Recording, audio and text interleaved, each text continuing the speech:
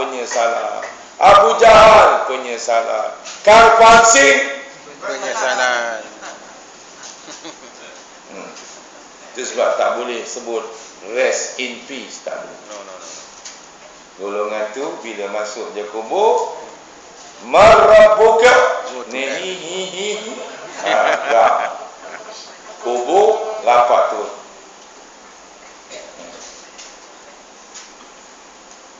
Syekh Qutb Al-Azhar mengulas bahawa itulah bentuk pemandangan di akhirat yang sangat bertentangan dengan pemandangan di dunia.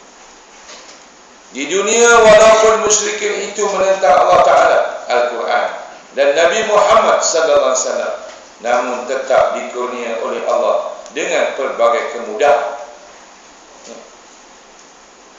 Orang yang lawan Allah Ta'ala tentang kasih aman, saya akan makan, katanya. Sama aja.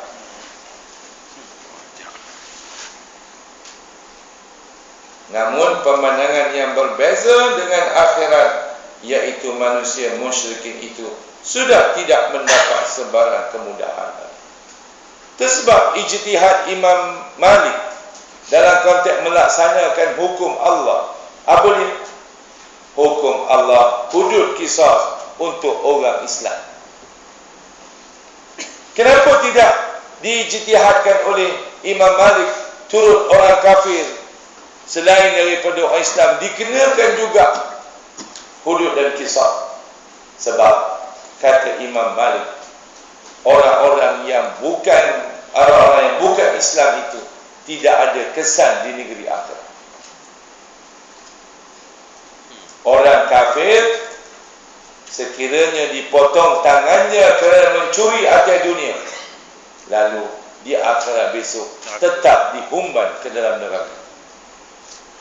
Sedang orang Islam mencuri, dipotong tangannya, akhirat besok dosa kecurian sudah tidak lagi dibahas oleh Allah Ta'ala, sebab di hudud atas dunia. Itu sebab ijtihad Imam Malik pada peringkat untuk melaksanakan hudud itu ialah kepada orang Islam. Cina yang Islam, India yang Islam, bukan bangsa. Hamka dalam Azhar menyatakan bahawa orang musyrik itu disuruh berdiri di hadapan Allah. Berhala yang mereka sembah di dunia sudah tidak ada. Sistem yang mereka yakin sudah tidak dapat membantu mereka. Sebab tuan-tuan, pada kita ya, orang beriman mesti betul pada sistem. Apa dia? Al-Quran. Siapa punya? Allah Ta'ala. Di akhirat besok ada lagi Allah. Sistem apa? Sekular. Akhirat ada siapa? Siapa nak bela sekular? Tak ada. Sekular manusia punya. Itu sebab tuan-tuan, ada Tok Imam, Tok Khatib khutbah Jumaat, ada dibaca atas mimbar, GST memakmurkan negara. Ya Allah, pening betul yang ini Khatib lah.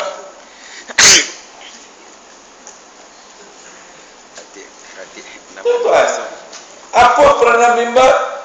Mimbar mesti mengembalikan orang pada Quran. Mimbar mesti mengembalikan orang pada sunnah. Saya baca khutbah 18 bulan. Jumaat 19 tu hari jadi sultan. Tok Imam sudah bisik sama saya, Ustaz, tajuk khutbah hari ini Raja Pewaris Kerja Nabi. Saya kata apalah hati perut orang yang buat khutbah. Kau nak bodi pun tak kala yang itu. Nak dapat Datuk, takkan apa saya buat khutbah dapat Datuk. Dia fikir sikit. Saya kata, Tok Imam, siapa nak baca? Siapa nak buat khutbah? Ustaz, aku tidak baca yang itu. Saya naik mimbar, saya cerita. Mimbar ini adalah untuk mengembalikan orang pada Quran. Mimbar mesti mengembalikan orang pada sunnah Nabi. Mimbar bukan bukan nak mengampu mana-mana orang. Nak panggil, tak panggil udah. Tak apa. Kita pertahan Quran. Pasal Allah Ta'ala ada lagi di akhirat besok. Kita baca GST. Nak senang tahu, bukan susah sangat. Ada tak GST dalam Quran? Tuan-tuan ngaji bulan Ramadan khatam, dah berpuluh kali GST. Ada lagu tak? Tak ada. Tak ada apa dibaca. Kekuasaan adalah milik mutlak Allah Ta'ala. Mereka yang musyrik itu dihadapkan dengan azab api neraka terbentang. Di sinilah ketika dihadapkan dengan azab mereka yang ngeri, itu berlakulah penyesalan yang bersangatan daripada musyrik tersebut. Mereka yang musyrik itu memohon kepada Allah sekiranya boleh dikembalikan ke dunia. Ada kan surah Sejadah tu kan? Walau tara izil mujrimuna nakisu ru'usihim inda rabbihim Rabbana absarna wa sami'na farji'na ni'mal salihan inna muqinun. Orang yang minta balik pasal apa? Dia nak buat baik je. Hari ni, hari besok tu, hari akhirat besok, kita akan ditunjukkan berapakah pahala infak. Ada kala kita infak RM1, ada kala kita infak RM2, ada kala kita infak RM10. Nampak pahala? Berlaku penyesalan. Nak balik dunia. Dunia tak ada dah, tapi nak balik. Pasal apa nak balik? Nak infak banyak. Itu menyesalnya orang beriman. Kok penduduk syurga tinggi lagi. Orang beriman pun menyesal juga. Pasal apa? Tak buat amal sungguh-sungguh atas dunia. Yang beriman pun menyesal, apa lagi yang tidak beriman? Jauh daripada syurga Allah Ta'ala.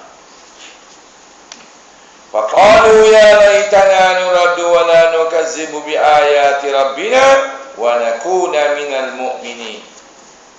Ibnu Katsir dalam membahas ayat ini menyatakan bahawa inilah keadaan orang kafir yang ingkar di akhirat.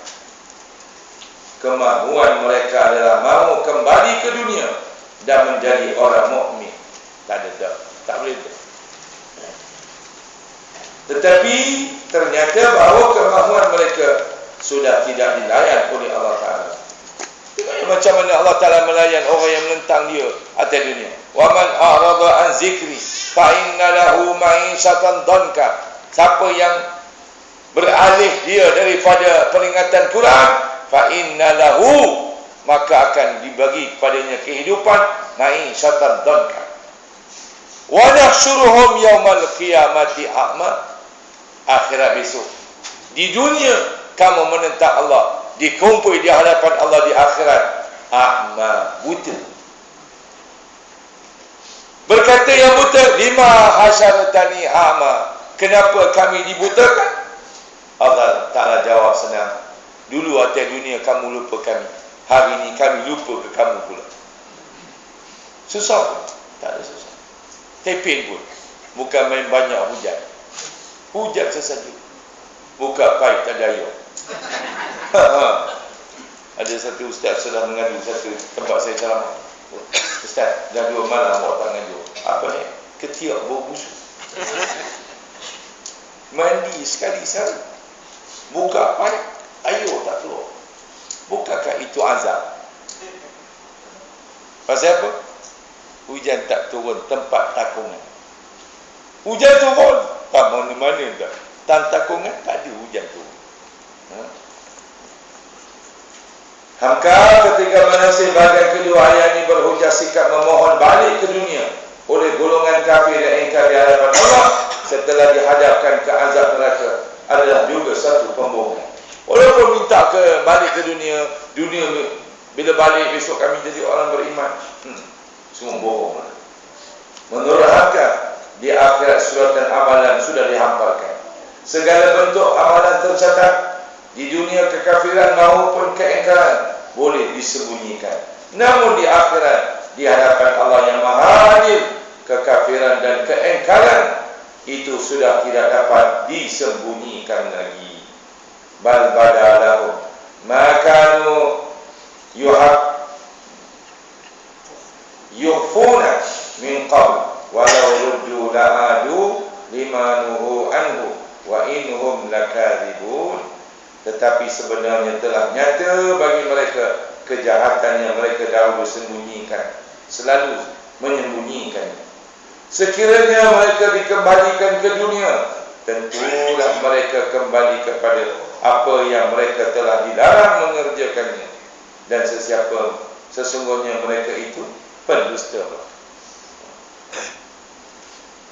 Begitu juga Syekh Qutb dalam Zilal yang mengatakan bahawa rasa cemas dan azab dengan azab neraka itu menyebabkan para musyrikin memohon kepada Allah nak kembali ke dunia dan tidak mendustakan ayat-ayat Tuhan. Sedangkan pada diri mereka sudah terpahat sifat tidak mahu beriman dengan ayat-ayat Allah. Musyrikin itu tidak mengenali diri mereka. Malawi dalam tafsirnya mengupas angan-angan yang tidak tercapai oleh musyrikin di akhirat. Angan-angan mereka nak balik, nak masuk syurga, kau boleh.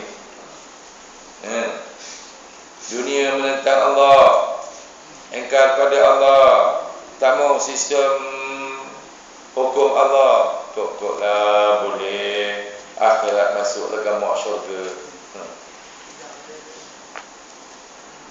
Maragi dalam tafsirnya mengupas angan-angan yang tidak tercapai oleh musyrikin di akhirat. Jadi musyrikin boleh saja berangan-angan dengan apa angan-angan sekalipun. Namun akhirat adalah kehidupan yang sebenar, dikuasai sepenuhnya oleh Allah. Maliki yaumiddin. Angan-angan mereka yang musyrikin itu diungkap oleh Allah di akhirat. Perbuatan engkar musyrikin tidak menerima seruan Al-Quran dan Sunnah dibongkar oleh Allah dan tidak boleh disembunyikan lagi. Yauma idzin tu'radu la tukhfa minkum khafiyatun. Pada hari itu kamu dihadapkan kepada Tuhanmu, tiada suatu pun daripada keadaanmu yang tersembunyi bagi Allah Ta'ala. Sebab tuan-tuan, tanda kita cinta pada Allah antaranya ialah cinta pada akhirat. Al-Ghazali menyebut dalam kitab Mahabbatul Rasul, cinta pada Rasul. Tak ada Al-Ghazali kata ya hana-hana, ya hana-hana. Tak ada.